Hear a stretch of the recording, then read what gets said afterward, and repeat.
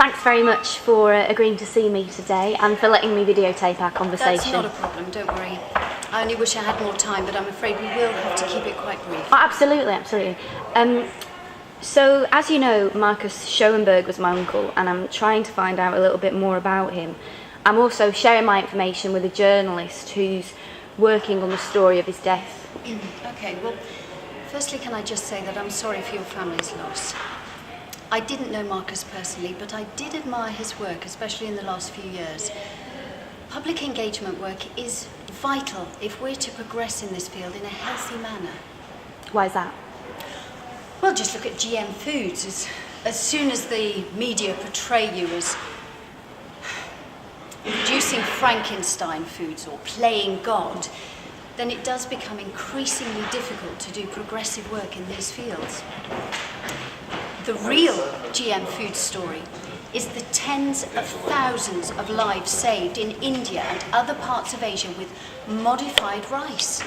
That's rice with higher yields, pest resistance, better viability in harsh conditions. It is life-saving stuff, but so easily misrepresented.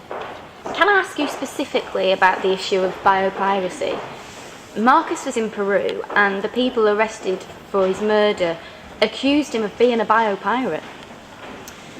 Well, it is a very complicated issue, but in the case that you're talking about, well, and though I strongly emphasise that I don't agree with most of their attitudes, the Etc. group did put the case forward in this way, that random testing of plants for medicinal properties has a very low success rate. 1 in 5,000 plants might perhaps be useful, but when you look at plants used in traditional medicines by native tribes, then the odds go up to as many as 1 in 2 plants. Could you give an example? The rosy periwinkle is a famous example that comes up a lot, but even that case is complicated when you examine it. A few years ago, an Indian tree, the neem tree, was at the centre of a scandal. I'm really sorry, Okay, Susan. Apologies. Don't worry, it happens to me all the time. Okay, sorry. It's okay. Rosy periwinkle, you were saying? Yeah. A few years ago, an Indian tree, the neem tree, was involved in a scandal.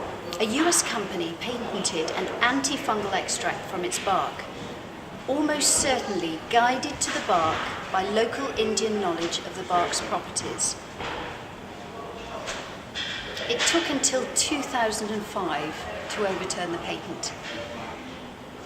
Oh, it's complicated. Look, is this helpful at all? Yeah, it really is. I think I'm just trying to get my head around why any of this could lead to violence. Well, from what I know of DEPA, which is a pretty small but vocal organisation, I don't think they advocate violence, but when you raise issues framed as big pharmaceuticals exploiting the developing world, well, you're going to raise a lot of hackles. I don't know if someone was misled. The thing is, there are legal ways of going about this. Our company, Chromologica, is currently completing a bioprospecting treaty with several South American countries, wherein Peru, Bolivia and Ecuador will all benefit from our work out there. And you've got to remember this, we will be sharing the profits with them. It's not only the ethical thing to do, it's the law in most of those countries. Take a look at the Convention on Biological Diversity. Oh, don't get me wrong, I'm not saying that mistakes weren't made in the past, it's just that, well, I don't think there's room for biopirates these days. And I think, yes, I'm sorry, we will have to call it. No, that's great. Thank you ever so much for your time. I really appreciate it. Best of luck. Thank you. Cheers.